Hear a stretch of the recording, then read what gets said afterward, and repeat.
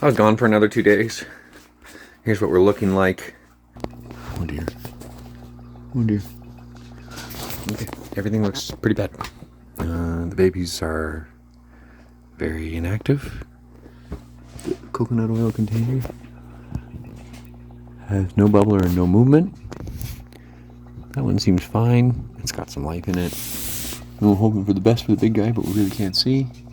And for that one, looking a little clear. So, yeah, a bit of a setback. Let's see.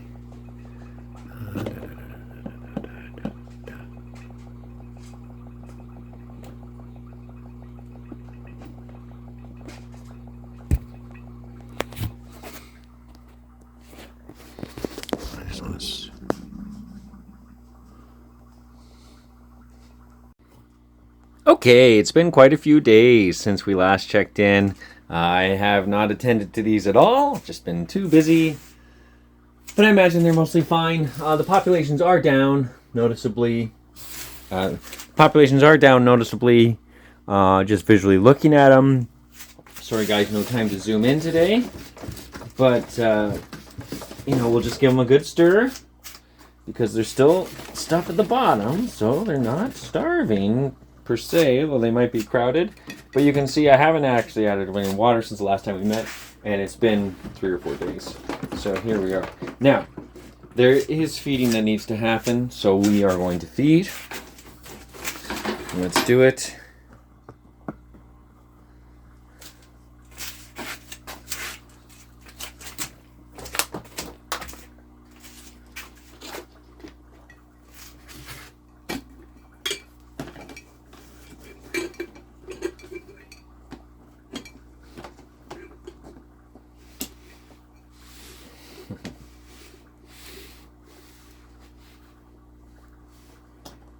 Oops.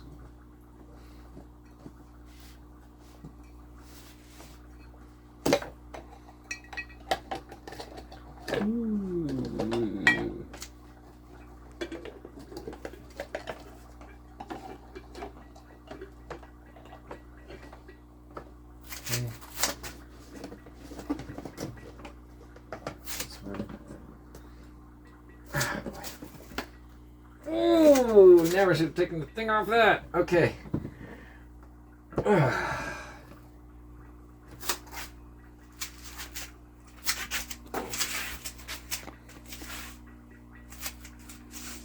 That's what it looks like right now.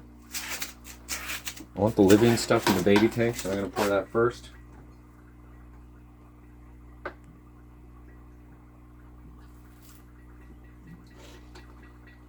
Okay. And then kind of give it a little shaky shake. Get all that detritus from the bottom because we assume that the rotifers can eat that. And we're going to give them another feed. So here we go. The tiniest splash in the world for you.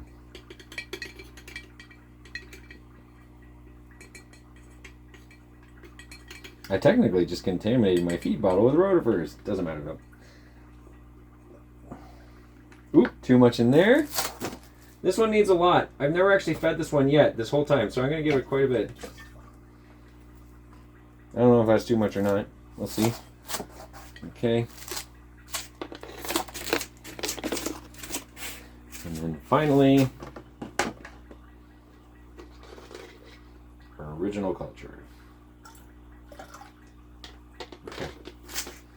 That's probably the biggest feed I've given in a very long time to everybody. Close all these back up.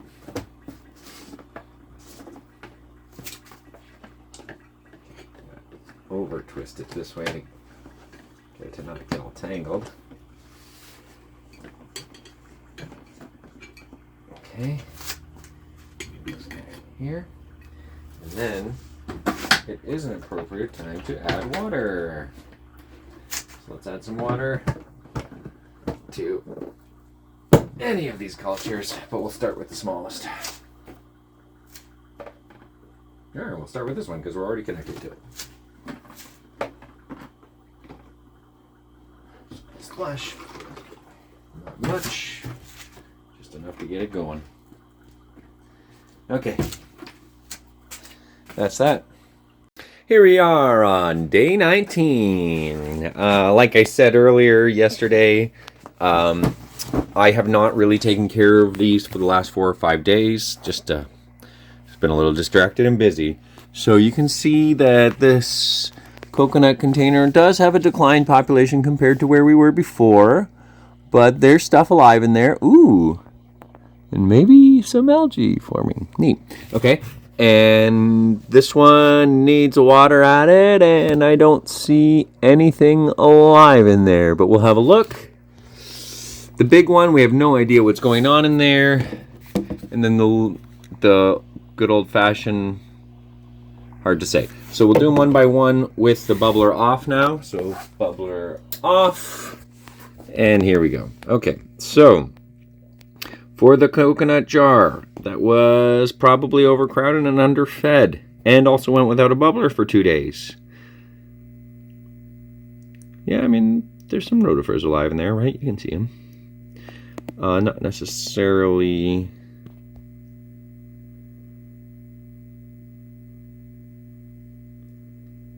super dense, but there's some swimming in different directions, and yeah, there's some activity anyways. Gonna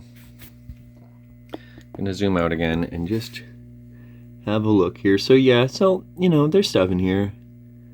Maybe not enough to be doing well, but there is some stuff.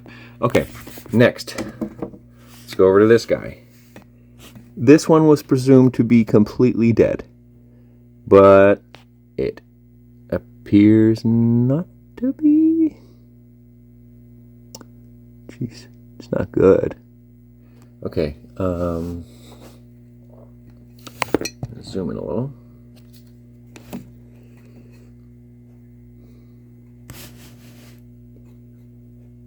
So, okay, well, at least there's life in here, so this is not a complete crash. They actually seem a little bit healthier than the other ones based on how much they're moving. But yeah, this culture is only 300 or 400 millimeters. Like maybe 10 ounces. So, yeah, actually, that's a lot better than I was hoping. Cool. Right on. Okay. And then next, we'll go to good old-fashioned, our original culture bottle, which has now been split in half 3 times and refilled. And how's she doing? This one's always really hard to tell what's going on. And it always looks worse than it is because the thing is so cloudy. The plastic's so cloudy. All I can see right now is the TW1800 particulate. I'm just going to go ahead and assume the population density here is similar to the other ones, because I can't really see anything going on in here. We'll just assume it's not a crash, because this one had the most stable amount of food and consistent bubbling. I don't think we have any reason to assume a dramatic collapse. So we're just going to assume that our original container, our Epsom cult container, has a decent population. And now here, ladies and gentlemen, is the most exciting part. Let's take a look at the big kahuna. So let's find a spot where we can see, and let's see if anybody's... Ooh, I see something. That's good. If there's anything alive in here at all, that's considered a huge success. Mainly because, if they're in there, then they'll eventually take off. And what I see, okay, so it doesn't show up very well on the camera. The green kind of covers our ability to see effectively. But we can see just a few rotifers coming into focus and swimming towards the light. So this has the thinnest population density of all of our solutions, which is expected because this was watered down the most. And also, I didn't feed them for 3 days after splitting them. Not as a conscious decision, just I split them, and I didn't want to feed them right after splitting them just to keep the stress low. And then I forgot about it and walked away for 4 days. So Yeah, they got fed yesterday, and they're probably just starting to get their foothold now. So there's not much going on here, but that's fine, right? We got a lot of room to spread and grow here, and I don't feel any pressure to add water to this right now.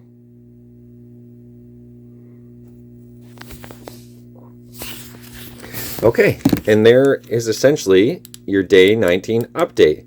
Now, ooh, I have a brighter setting. Let's just check that out.